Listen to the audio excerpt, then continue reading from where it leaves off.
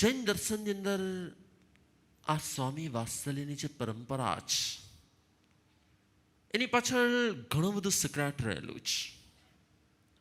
સ્વામી વાત્સલ્યની આ પરંપરાઓ, સંઘ જમણની પરંપરાની પાછળ આપણા આચાર્યો, આપણા પૂર્વાચાર્યો એમણે બહુ મોટું એક સિક્રેટ રાખેલું હતું. શબ્દ છે સ્વામી વાત્સલ્ય, શબ્દ છે સ્વામી વાત્સલ્ય, સંજમન. તો આ સ્વામી વાત્સલ્ય સંગજમન આવો શબ્દ શા માટે આવે છે ખબર છે? નહીં ખબર હોય કદાચ. આ નવી પેઢીને તો કદાચ ખબર જ નહીં હોય કે આ સ્વામી વાત્સલ્ય શબ્દ શા માટે છે. શા માટે છે? ઘણા બધાને ખબર નહીં હોય કે આ સ્વામી વાત્સલ્ય શબ્દની પાછળ એક બહુ મોટું સિક્રેટ રહેલું છે. શું?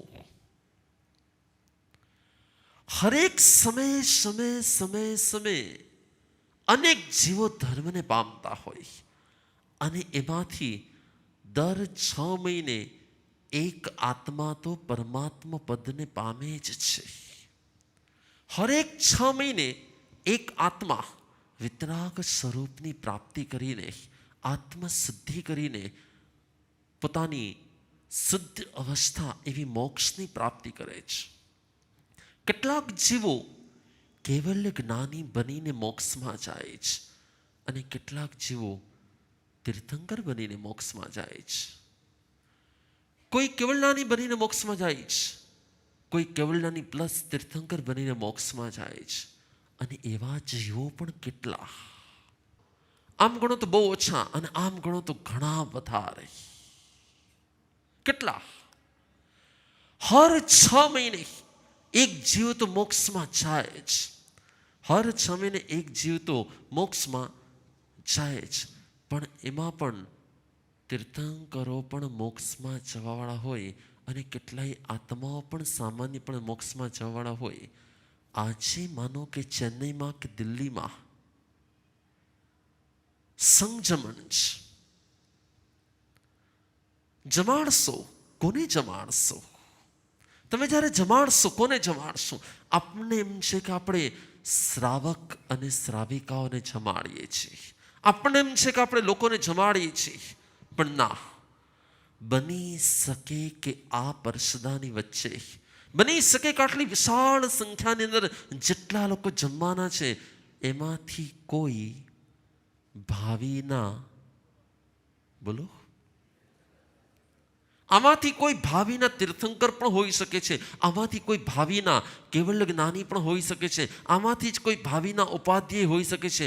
આમાંથી જ કોઈ ભાવિના આચાર્ય હોઈ શકે છે. આમાંથી જ કોઈ ભવિષ્યના સામાન્ય કેવલ્યાની પણ હોઈ શકે છે. કાંઈ જ નક્કી નથી કે કયો આત્મા ક્યારે પરમાત્મા પદને પ્રાપ્ત કરે છે. કોઈ જ નક્કી નથી કે ક્યારે કયો આત્મા પરમ આત્મપદને પ્રાપ્ત કરી શકે. કાંઈ જ નક્કી નથી થતું. અને આમ પણ જ્યારે આટલી વિશાળ સંખ્યામાં જૈન ભાવિકો હોય ત્યારે એ બધા જ હળું કર્મી હોય, હળવા કર્મો કરેલા હોય ત્યારે જ એ મોક્ષના માર્ગે આગળ વધેલા હોય. અને જે મોક્ષના માર્ગે આગળ વધેલા હોય એને જ આવા કુળમાં, આવા પરિવારમાં જન્મ મળે અને આવો ધર્મ પાલન કરવા મળતો હોય છે. બસ આ જ એક વિશિષ્ટતા છે. બસ આ જ એક વિશિષ્ટતા છે કે આમાંથી કોઈ પણ જીવ ભવિષ્યનો શું હોઈ શકે છે?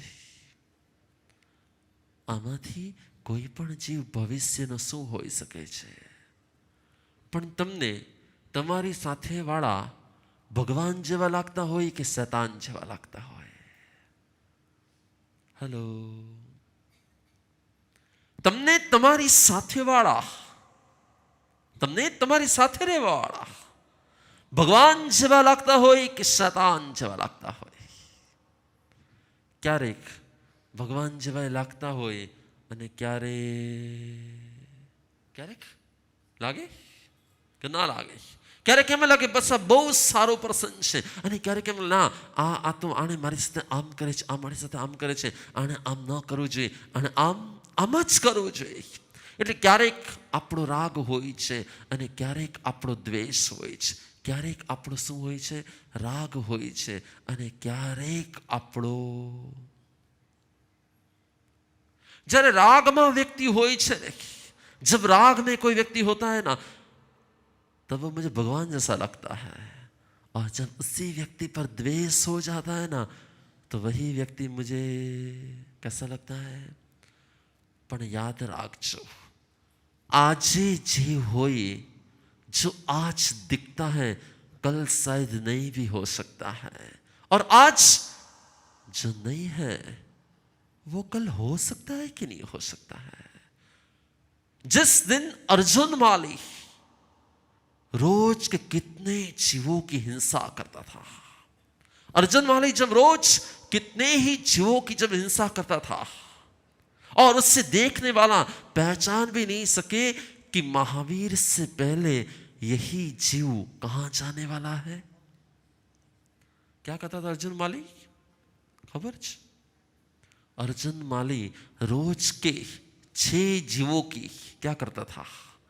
रोज के 6 जीवों की जब तक वो हत्या नहीं करता था तब तक उससे चैन नहीं पड़ता था, क्योंकि उसके साथ ऐसा कुछ हुआ था. और जो हुआ था उसी के कारण वो अपसेट था, उसी के कारण अपसेट था. मुझे आपको यही कहना है, मुझे आपको यही कहना है कि हो सकता है कि आज जो पापी हो कल वो परमात्मा पद का अधिकारी हो सकता है. आज जो अहंकारी हो कल वो अरहंत पद का अधिकारी हो सकता है. आज जो खराब हो कल वो अच्छा भी हो सकता है. આજે જે એકદમ આપણને એમ લાગતું એક અધર્મી વ્યક્તિ છે, કાલે એ જ વ્યક્તિ ધર્મી વ્યક્તિ પણ હોઈ શકે. બની શકે કે ના બની શકે, हो सकता है कि नहीं हो सकता है. लेकिन हम आज को देखते हैं कि भविष्य को देखते हैं? किसको देखते हैं? આજે કોઈ આપણી સાથે ખરાબ કરે નહીં, आज कोई अपने साथ खराब करता है ना, हम उसी को देखते हैं कि એને મારી સાથે આમ કર્યું, આ ભાઈનું આમ થયું, એ આમ બોલે છે, મારી માટે આમ વિચારે છે, એને મારી માટે આવા પ્રકારના સ્ટેટમેન્ટ આપ્યા છે. પણ ના બની શકે કે ગઈકાલ તમારી માટે જે ખરાબ બોલતા હોય એ આજે તમારી માટે સારું પણ બોલી શકે. અને જે આજ બોલો તમારી માટે સારું બોલતા હોય ये आवतीकाल खराब पण बोली सके कि ना बोली सके. जो आज खराब होता है वो कल अच्छा भी हो सकता है, और जो कल अच्छा था वो आज हो सकता है कि नहीं हो सकता है. इसलिए हमें कोई लगता है कि नहीं ये तो एकदम पापी है, ये तो एकदम रॉन्ग करने वाला है, ये तो एकदम गलत आदमी है, इसका व्यवहार बरोबर नहीं है, शायद हमें ऐसा लगता भी हो. लेकिन तभी हमें ध्यान में रखना है कि आज जो मुझे क्रोधी, अहंकारी, रागी और द्वेषी लगता है वही आदमी कल शायद परम पद का अधिकारी हो सकता है कि नहीं हो सकता है. हो सकता है. जो आज गटर है वही फिल्टर होकर गंगा बन सकती है, और जो आज गंगा है वही कल बिगड़ सकती है कि नहीं बिगड़ सकती है. बगड़ी सके कि ना बगड़ी सके. तो मारो तमने एक मैसेज છે. જૈનની એ વ્યાખ્યા હોય છે કે જૈન ક્યારેય કોઈનો જજ ન હોય, અને જે કોઈનો જજ હોય ને એ ક્યારેય જૈન ન હોય. જૈન ક્યારેય પણ કોઈનો જજ ન હોય. એટલે શું? એ કોઈની માટે ક્યારેય ધારી ન લઈએ, એ કોઈની માટે ક્યારેય માની ન લઈએ, એ કોઈની માટે ક્યારેય વિચારી ન લઈએ. આજે જે પર્સન ખરાબ હોઈ શકે છે, બની શકે છે કે કાલે એ જ પર્સન સારું હોઈ શકે કે ના હોઈ શકે. આજે જે તમને બહુ જ લાગણી આપતા હોય, બહુ પ્રેમ આપતા હોય, તમારી બહુ કેર કરતા હોય, કાલે કદાચ એ જ વ્યક્તિ તમારી અપોઝમાં જઈ શકે કે ના જઈ શકે. और ऐसा भी हो सकता है कि आज हम जिसके बिना नहीं रह पाते, ऐसा लगता है कल हम उसका मुंह भी देखना ना चाहे. ऐसा हो सकता है कि नहीं हो सकता है? ऐसा भी हो सकता है. और इसीलिए भगवान कहते हैं कि जैन कभी भी किसी का जज नहीं हो सकता, और जो किसी का जज होता है वो कभी जैन नहीं होता. और इसीलिए संग जमन क्यों कहा गया, संग जमन क्यों रखा गया? ये स्वामी वात्सल्य की परंपरा क्यों आई है कि जब हमारे साथ में इतने सारे लोग हैं और इतने सारे लोगों के साथ हमारा जब उठना बैठना खाना पीना रहना हो रहा है, कभी हो भी सकता है किसी के प्रति मनमुटाव हो गया हो, कभी हो भी सकता है किसी के प्रति द्वेष भाव हो गया हो भी सकता है किसी के साथ कुछ अनबन हो गई हो, और हो भी सकता है कि किसी के साथ कुछ गुस्सा भी हो गया हो। लेकिन जब साथ में बैठते हैं ना, लेकिन जब साथ में बैठते तो क्या होता है, क्या होता है? जब जिस दिन हम साथ में बैठते हैं ना, तो अपने अंदर की जो भी विभावना होती है ना, वो विभावना धीरे धीरे धीरे धीरे दूर होती चली जाती है। આપણામાં ગુજરાતીમાં કહેવત છે, જેના અન્ન જુદા એના બે સાથે રહેતા હોય અને જેવા રસોડા અલગ થાય નહીં, બે ભાઈઓ સાથે રહેતા હોય બે બહેનો સાથે રહેતા હોય અને જેવા રસોડા અલગ થાય ને, સમજી લેવાનું કે ધીરે ધીરે ધીરે ધીરે ખાલી રસોડું જ અલગ ન થાય, ધીરે ધીરે ધીરે ધીરે મન પણ અલગ થવાની શરૂઆત થવા લાગે। જેનું અન્ન સાથે હોય છે ને એનું મન સાથે હોય છે, અને જેનું અન્ન જુદું થાય છે ને એનું મન ધીરે ધીરે ધીરે ધીરે જુદું થવાનું હોય છે। આ સાધર્મિક વાત્સલ્ય સંગ જમણ શું કામ રાખવામાં આવે છે? સંગ જમણ શું કામ રાખવામાં આવે છે? આપણે ત્યાં તો હજી ઓછી પરંપરા છે, પરંતુ કેટલાય કન્નડ જૈનો છે, કેટલાય તામિલ જૈનો છે, એ લોકોને ત્યાં જ્યારે સંગ જમણ સ્વામી વાત્સલ્ય હોય ને, ત્યાં થાળી એક હોય અને જમવાવાળા અનેક હોય। થાળી એક હોય અને જમવાવાળા अनेक हो। શું કામ? थाली एक और खाने वाला अनेक। क्यों? क्योंकि जब हम साथ में खाते तब हमारे मन में जो भी विभावना होती वो धीरे धीरे धीरे धीरे धीरे धीरे वो दूर चली जाती। लेकिन हमारा प्रॉब्लम ये है कि एक को 3 थाली चाहिए। हेलो, हमारा प्रॉब्लम ये है कि एक को 3 थाली चाहिए और 3 को 1 थाली नहीं, लेकिन एक को कितनी थाली चाहिए? જ્યારે અનેક સાથે મળે છે ને, જ્યારે અનેકો સાથે મળે છે ને, ત્યારે અંદરમાં રહેલા ઘણા બધા રાગ દ્વેષનો પણ ક્ષય થતો હોય છે। અનેક વ્યક્તિ જ્યારે સાથે મળે ને ત્યારે અનેક જાતના પ્રોબ્લેમ પણ સોલ્વ થઈ જતા હોય છે। પણ આજનો પ્રોબ્લેમ સૌથી વધારે ઘર ઘરનો શું છે? ડાઇનિંગ ટેબલ ઉપર બધા સાથે ક્યારે હોય? હોય કે ન હોય? ડાઇનિંગ ટેબલ ઉપર બધા સાથે હોય એવું ક્યારે બને? બને કે ન બને? બહુ જ ઓછું બનતું હોય છે। કેમ કે દરેકના ટાઈમિંગ, તમારો ટાઈમ અલગ હોય, એમનો ટાઈમ અલગ હોય, એમનો ટાઈમ અલગ હોય, એમનો ટાઈમ અલગ હોય, અને કદાચ સન્ડેના દિવસે પણ ભેગા થયા પણ ખરા, પણ દરેક વ્યક્તિ પોતાનું મોઢું થાળીમાં રાખીને જમતા હોય કે બીજાની સામે રાખીને જમતા હોય? હલો, જે ઘરમાં પ્રેમ હોય ને ત્યાં એકબીજાનું મોઢું જોઈને જમાતું હોય છે, અને જ્યાં પ્રેમ ઓછો હોય ને ત્યાં ક્યાં જોઈને જમાતું હોય? બોલો, થાળીમાં જોઈએ। તમે માર્ક કરજો કે જ્યારે તમે ગુસ્સામાં હશો, જ્યારે તમે અંદર અંદર અંદર કંઈક અશાંતિમાં હશો, કોઈની સાથે તમને કંઈક પ્રોબ્લેમ થયો હશે, અને કદાચ તમે સાથે જમવા બેઠા પણ ખરા ને, તો પણ તમે ચૂપચાપ જમશો કે વાત કરતા કરતા જમશો? કઈ રીતે જમશો? અને ચૂપચાપ ખાલી જમશો કે તમારા જમવાનો, તમારી ચમચીનો, તમારા કટોરાનો અવાજ આવશે કે નહીં આવે? કેમ કે તમારી અંદરની નેગેટિવિટી શેના ઉપર નીકળતી હોય છે? જ્યારે વ્યક્તિ ઉપર નેગેટિવિટી ન નીકળે ને ત્યારે વસ્તુ ઉપર નેગેટિવિટી નીકળતી હોય છે। જૈન એટલે ખાલી માત્ર ઉપવાસ કરે જૈન નહીં, ખાલી જમવાનું છોડે તે જૈન નહીં, જેને જમતા આવડે ને તે પણ જૈન હોય છે। જમે તો આખી દુનિયા છે, જમે તો આખી દુનિયા છે, પરંતુ જેને જમતા આવડે ને એ જૈન હોય છે। સ્વામી વાત્સલ્યની વ્યાખ્યા શું છે? કે આમાંનો એકાદ જીવ પણ કદાચ ભાવિનો ભગવાન હોઈ શકે છે। જ્યારે આપણે જેના તરફથી જમણવાર હોય ને, એક યુગ હતો, એક સમય હતો, જેના તરફથી જમણવાર હોય ને એ આવવાવાળી દરેક વ્યક્તિના પહેલા શું કરે? શું કરે? સ્વામી વાત્સલ્ય એની વ્યાખ્યા બહુ અલગ છે। સ્વામી વાત્સલ્યની વ્યાખ્યા આખી અલગ છે। આવે એના પહેલા પગ ધોવે, અને પગ ધોયા પછી શું લગાડશે?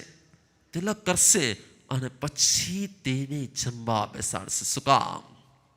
કે કદાચ આ આત્મા જ્યારે તીર્થંકર બનશે, આ આત્મા જ્યારે કેવળનાની બનશે, આ આત્મા આજે જૈન ધર્મને પામ્યો છે. જે આજે જૈન ધર્મને પામે એ આવતીકાલે જૈન ધર્મને પામે કે ન પામે. જોજો મારી વાતને સમજો બરાબર. જે આજે જૈન ધર્મને પામે એ જ આવતીકાલે જૈન ધર્મને પામે કે ન પામે. જૈન ધર્મ અલગ છે અને જૈન ધર્મ અલગ છે. બોલો, જૈન ધર્મ અલગ છે અને જૈન ધર્મ અલગ છે. શું વ્યાખ્યા, ફરક શું છે? જૈન ધર્મ અને જૈન ધર્મ. જૈન એટલે વિતરાગનો ધર્મ, એટલે કે વિતરાગ અવસ્થાનો ધર્મ. અને વિતરાગીઓને જે માને છે, વિતરાગીઓની વાતને જે માને છે, વિતરાગીઓને જે સ્વીકારે છે, એ જૈન ધર્મ છે. હું તમને એ કહ્યું હતો કે જ્યારે કોઈ પણ વ્યક્તિ સાધર્મિક વાત્સલ્ય સંજમણ જ્યારે કરે છે ત્યારે એને શું કરવાનું હોય છે? એ આવનાર વ્યક્તિના પગ ધોવે છે. શું કામ? આવનાર વ્યક્તિના પગ કેમ ધોવાના? મને ખબર નથી કે આ આત્મા ક્યારે આવતા ભવે કેવલ નાની ભગવાન બની જશે, કે આવતા ભવે આ આત્મા તીર્થંકર બની જશે. મને તેની કાંઈ જ ખબર, મને એની કોઈ ખબર નથી કે આવતા ભવે એ શું બની જશે, એની કોઈ ખબર નથી.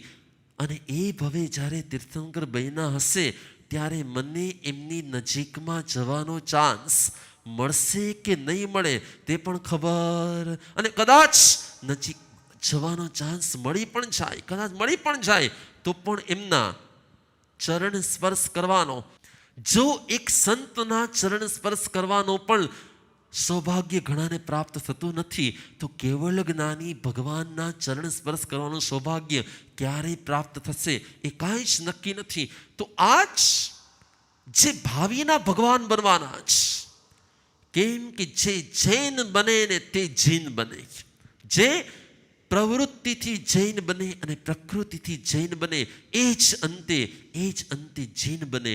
જે પ્રવૃત્તિ કે પ્રકૃતિથી જૈન ન બને એ જૈન ક્યારેય બનતો જ નથી. જૈન એટલે વિતરાગ અવસ્થા. તો આજ જ્યારે એક સાધર્મિક આવે ત્યારે બે શબ્દો છે, સાધર્મિક અને સ્વામી. સાધર્મિક વાત્સલ્ય અને સ્વામી વાત્સલ્ય, બે શબ્દ છે. હું જે ધર્મને પાળું છું તેના પાળનારા એ બધા મારા માટે સાધર્મિક છે. અને જે ભાવિના ભગવાન છે તે બધા स्वामी छे। ऐसा हो भी सकता है कि हमारे में से हम अपने आप को न पहचानते हो कि हम क्या हैं। कई बार ऐसा भी होता है, अर्जुन माली अपने आप को नहीं पहचानता था कि आज मैं हत्या कर रहा हूं और कल तो मैं भगवान की राह पर चला जाऊंगा और थोड़े ही दिनों में तो मेरा मोक्ष हो जाने वाला है। शायद अर्जुन को नहीं मालूम था, इसी प्रकार से एक आत्मा को मालूम नहीं भी हो सकता कि मैं भावी का क्या हूं, भगवान हूं। लेकिन जो भी स्वामी वात्सल्य करते, जो भी संयमन करते, जिनकी ओर से संयमन होता है, जिनकी ओर से सात्विक वात्सल्य होता है, उन्हें क्या करना चाहिए? हर एक व्यक्ति को चांदी की थाली में उनके पैर रख के क्या करना चाहिए? पहले पैर को धोने चाहिए, फिर उस पैर के ऊपर एक चंदन का तिलक अंगूठे पर लगाना चाहिए और फिर उसके बाल प्रदेश के ऊपर एक तिलक लगाना चाहिए। फिर उसको नमस्कार करके उसको भोजन के लिए क्या करना चाहिए? क्यों? जमाड़वू ए स्वामी वात्सल्य नहीं, मात्र जमाड़वू ए स्वामी वात्सल्य नहीं, एना प्रत्येनी भाव, भक्ति, श्रद्धा અને આ જ ભવિષ્યનો ભગવાન બની શકશે। આ ભવિષ્યનો ભગવાન બની શકે એવી ક્ષમતાવાળો આત્મા છે। એવા અહોભાવ સાથે જ્યારે જમાડવામાં આવે છે ત્યારે આખી પ્રોસેસને શું કહેવાય છે? ત્યારે આખી પ્રોસેસને સ્વામી વાત્સલ્ય અથવા તો બોલો અથવા તો સંગ જમણ કહેવાય છે. આ એક બહુ સમજવા જેવું છે. જમતા તો બધાને આવડે છે.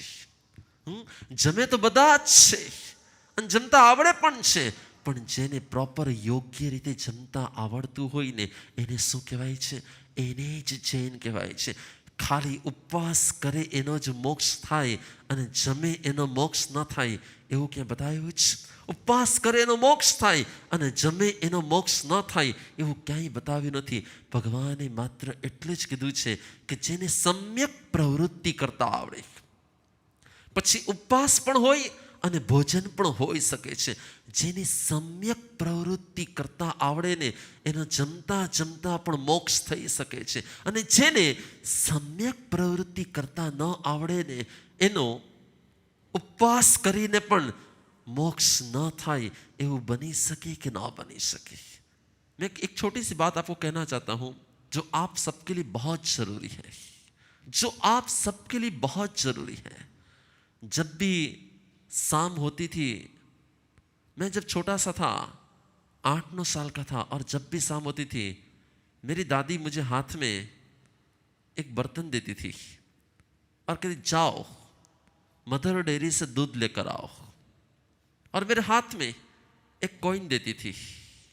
मैं आपको बहुत समझ के बात कर रहा हूं. मेरे हाथ में एक छोटा सा कॉइन देती थी और कहती थी जाओ दूध लेकर आओ. मैं हमेशा के लिए वो कॉइन लेकर जाता था और जब भी वहां पे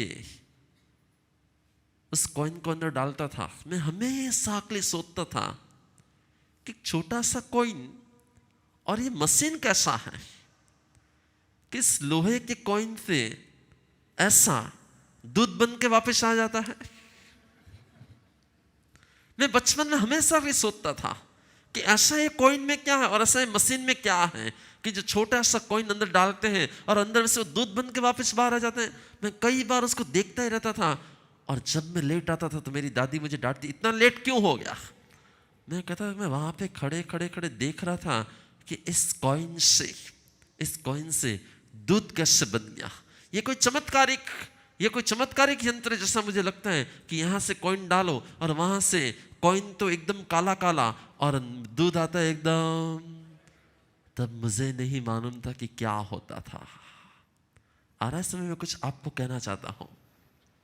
लेकिन हर चीज कॉइन से नहीं मिलती है. कई लोग ऐसा ही मानते हैं कि हर चीज कॉइन से मिलती है, लेकिन नहीं, ऐसा नहीं कि हर चीज कॉइन से मिलती है. मैं आज तक उस दिल्ली के उन दिनों को मैं याद कर रहा हूं और यही आश्चर्य मेरे दिल में हमेशा के लिए रहता है कि कोई कुछ देता है और कुछ पाता है, कोई कुछ देता है और कुछ पाता है. ये क्या दुनिया पूरी क्या लेन और देनी है कि और कुछ है, कुछ देना और कुछ लेना, कुछ लेना और कुछ देना. यही पूरा समाज है, यही पूरी स्थिति है. और इसीलिए मुझे ऐसी कोई जगह चाहिए जहां पे कुछ लेना भी ना हो और जहां पे कुछ. ये संसार तो पूरा लेन देन से भरा है. ये संसार में तो कहीं ना कहीं आप जाओ कुछ दो और कुछ पाओ, ना दो तो कुछ भी मत पाओ. और यदि कुछ दिया नहीं और पा लिया तो फिर सामने वाला का चेहरा ऐसा हो जाता है ना. तो मुझे यही आपको कहना है कि मदर डेयरी के साथ जुड़ा हुआ एक छोटा सा प्रसंग जब भी मैं याद करता हूँ तब अकेले हंसता हूँ कि जब मैं छोटा था तब मैं किस प्रकार की सोच रखता था. लेकिन हाँ, वही सोच मेरी आज काम में आ रही है. क्योंकि आज भी मैं जब भी आगम के पाठ को पढ़ता हूँ और मुझे लगता है कि ये पेज तो मैंने पहले बहुत कुछ पढ़ा हुआ है, मैं पेज पढ़ता हूँ और बाकी का सब कुछ मुझे याद कैसे आ रहा है, ये सब कुछ कैसे याद आ रहा है. बस समझ जाओ कि जिसके पास कहीं ना कहीं कुछ R&D है, कहीं ना कहीं कुछ रिसर्च है, कहीं ना कहीं कुछ संशोधन है, वही ज्ञान को पा सकता है. जिसके पास कोई संशोधन नहीं होता है, जिसके पास कोई रिसर्च नहीं होता है, वो कभी ज्ञान को पा नहीं सकता है. हमारा सबसे बड़ा वीक पॉइंट ये है कि बस लोग कहते, हम सुनते, मानते, स्वीकार कर लेते और जिंदगी पूरी हो जाती। संसार में तो ऐसा होता ही है, लेकिन धर्म के क्षेत्र में भी आते, गुरु जी ने कुछ कह दिया, हमने सुन लिया और मान लिया, बस करने लगे। लेकिन क्यों, कहाँ पर, कैसे, उसके राज को, उसके सीक्रेट को जानने का हमने आज तक प्रयत्न नहीं किया है। आज વધારે કંઈ કહેવું નથી, મેં તમને ખાલી 2 જ વાક્યો આપ્યા છે પહેલાં, પણ જે કોઈને જજ કરે તે જૈન ન હોય, અને જૈન ક્યારે કોઈને જજ ન કરે. જમે છે આખી દુનિયા, પણ જેને જમતા આવડે ને એને જૈન કહેવાય છે. જમે છે આખી દુનિયા, પણ જેને જમતા આવડે ને એને જૈન કહેવાય છે. વાત્સલ્ય એટલે કે પ્રેમ.